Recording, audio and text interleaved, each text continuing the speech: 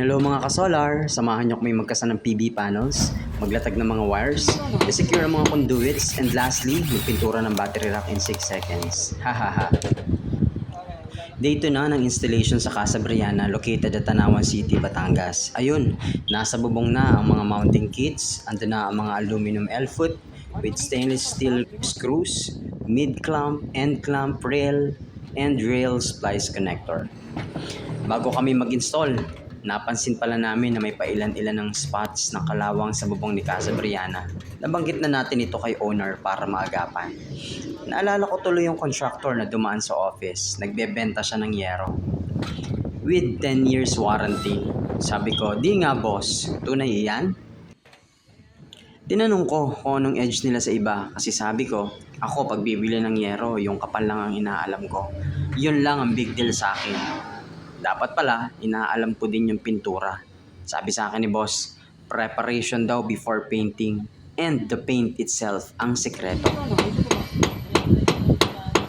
As you can see mga ka-solar, kung paano tayo nagplano using SketchUp, very minimal na lang yung adjustment natin sa actual. Alam na ng team kung saan ikakasama mga scaffolding, kung saan tatakbo ang mga wires, at PVC conduits. It saves so much time, money, and energy. Siyempre, prior to installation, ang lahat ng iyan ay na-consult natin kay client. Meron siyang approval. Ang mga kasama natin dito sa Santre Solar, ayan smooth ang galawan. Dahil sa planning with our resident engineers, meron tayong pro na electrical and civil. At dahil meron tayong civil dito sa Santre Solar, kaya na din nating ilibre yung structural analysis. Yes po mga ka-solar, tama ang narinig mo. Free, libre. Sa iba, additional gastos yan.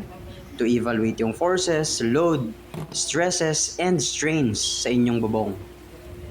Ang diskarte nga pala natin, pag maganda ang panahon, sa bubong muna. Kapag umuulan, inverter area ang focus. Yan ganda ni Casa Briana. Alright, so napinturahan na natin ng primer itong battery rack ng day 1. Binilad pa natin nitong day 2 for final coating ng 6 seconds. Ahaha.